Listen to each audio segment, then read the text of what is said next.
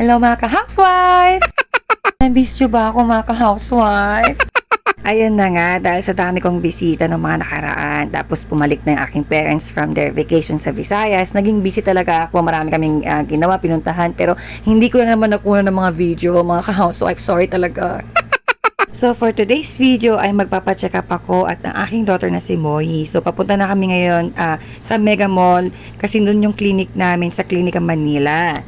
Doon na talaga kami nagpapaklinik more than 10 years kasi andun yung aming uncle. Uncle din siya ng aking husband sa mother side. Ako naman kamag-anak ko si Uncle Dan sa father side niya. So parehas namin ng aking husband kamag-anak si Uncle Dante or Dr. Dante. Kasi ako magpa-follow up na ako sa aking cardiologist for more than 6 months na kami hindi nakita, so overdue na ako. Tapos si Moy naman sakto, kailangan siya matignan ng surgeon which is yung aking Uncle Dante. So pupunta na kami ngayon, on the way na kami at medyo malapit na kami sa Mega Mall.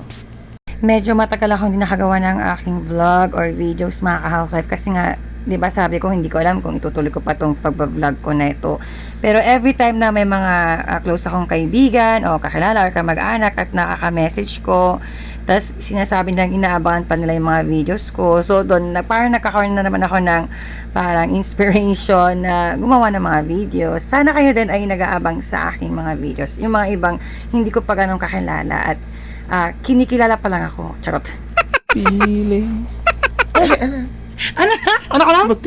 Anak ko lang! Feelings.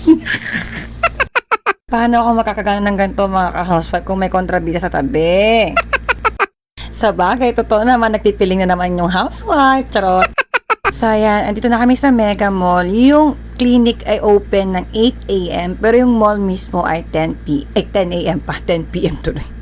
Ayan, pero pwede kang pumunta ng mismong clinic na pero dadaan ka sa parking area. So ayan, papunta na kami. Tapos yun, naalala ko minsan pag hindi ako nasasamahan ng aking husband, naglalakad kami ni Moy sa may hagdan sa gilid. So finally, nandito na kami sa mismong Klinika Manila. Nakapila na ako. Ayan si Jeron, aking husband, si Moy. At syempre, me! Kasama pala namin si Jeron na bayaw ko that time. Tapos siya, nag-aantay na kami ng time ni Moy. Tapos after ni Moy, kumain muna kami ng lunch. Tapos bumalik ulit kami ng Klinika Manila para sa akin naman. So doon sa cardiologist ko naman, sabi niya ay magpapalab test ako. So tomorrow, babalik na naman ako mga housewife. After namin sa clinic, naglakad-lakad muna kami and ikot-ikot. Tapos napag-desisyon namin umuwi na. Kasi plano namin, dadaanan namin yung aking sister-in-law, yung wife ng aking bayaw na si Jeron. Tapos after noon, kakain kami dun sa IU na Korean store. Yun ang plano namin. So yan, pauwi na kami, nasa expressway na kami.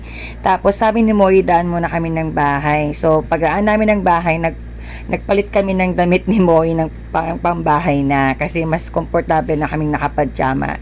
So yan, papunta na kami dun sa workplace ng aking sister-in-law. So while waiting for our sister-in-law na mag-out, dentist muna namin si Moy kasi kailangan malinisan yung teeth niya. Yun din ang sabi ng isang doktor. Kasi after ni Dr. Dante, Uncle Dante, pinacheck pa namin si Moy sa ENT.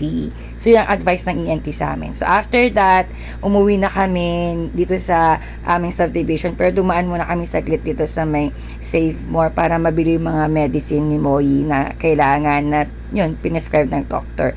And then, bumili na kami ng konting food na rin sa bahay. So yun, after namin doon sa bayaw ko, hindi ko na na-videohan yung mga sumunod na nangyari. Basta yan, nag-grocery kami ng konti, tapos nag-desisyon na kaming umuwi.